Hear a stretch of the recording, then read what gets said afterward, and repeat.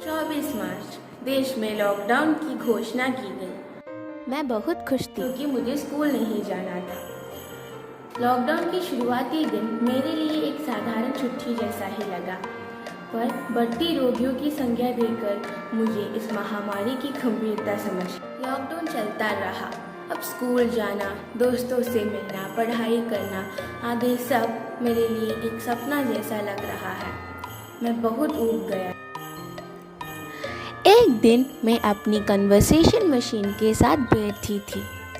इस मशीन को देखकर मेरे मन में एक नए उत्साह का संचार हुआ। क्यों ना मैं कोरोना वायरस से बात करूं।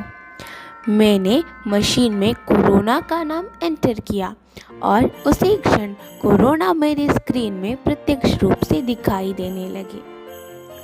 पहले मुझे एक चिंता थी कि मैं कौन सी भाषा में इससे बातचीत करूं।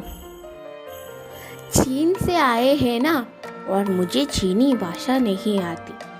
पर मैं ये भूल ही गया था कि ये पूरे विश्व में फैल गया है, जिसके कारण सभी भाषाओं में बात की जा सकती है। वह मेरी भाषा भी जानती थी। हमने बातचीत करना शुरू किया। सबसे पहले कोरोना ने मुझसे धन्यवाद कहा। वह बोला कि हम मनुष्य कोरोना के लिए सहायक बन रहे हैं। हम सब अपने घरों में बैठना पसंद नहीं करते और बाहर घूम रहे हैं। इसके अलावा मास्क भी सही तरह नहीं पहनते हैं।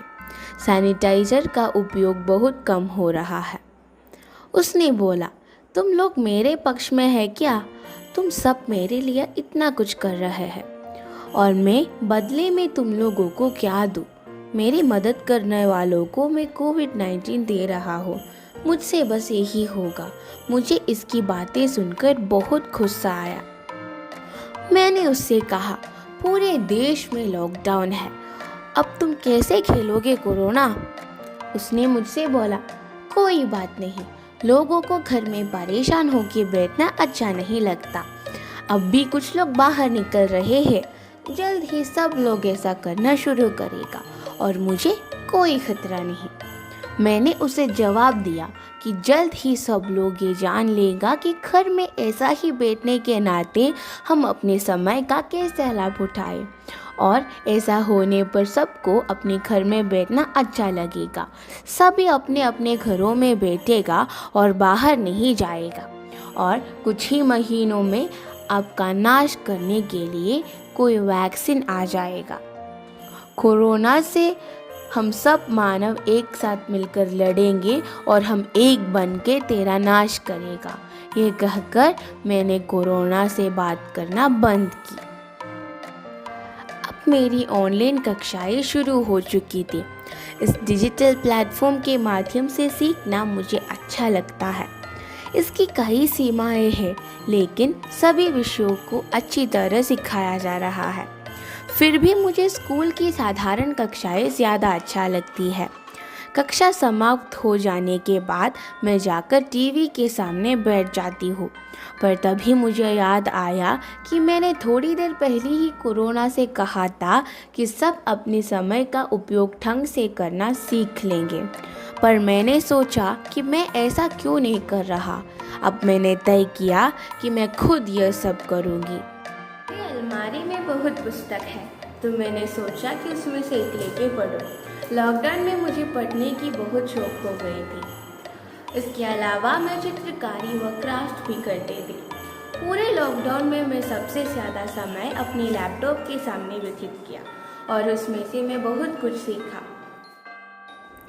पहले मैं समाचार पत्र नहीं पढ़ती थी, कोई न्यूज़ चैनल भी नहीं देखते थे, पर लॉकडाउन के दौरान मुझे समाचार देखने और पढ़ने की एक अच्छी आदत लग गई थी।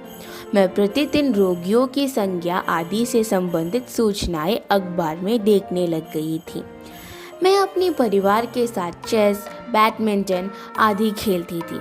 खेलना हमारे मानसिक व शारीरिक स्वास्थ्य के लिए अच्छा होता है। जब मैं समाचार देख रहा था तो मैंने सुना कि कोविड-19 के लिए वैक्सीन बन चुका है। मैं बहुत खुश था। मैंने जल्द ही अपनी कन्वर्सेशन मशीन उठा ली और कोरोना से बातचीत करना प्रारंभ की। मैंने उसे ये खबर सुनाया। वो बहुत खुश था।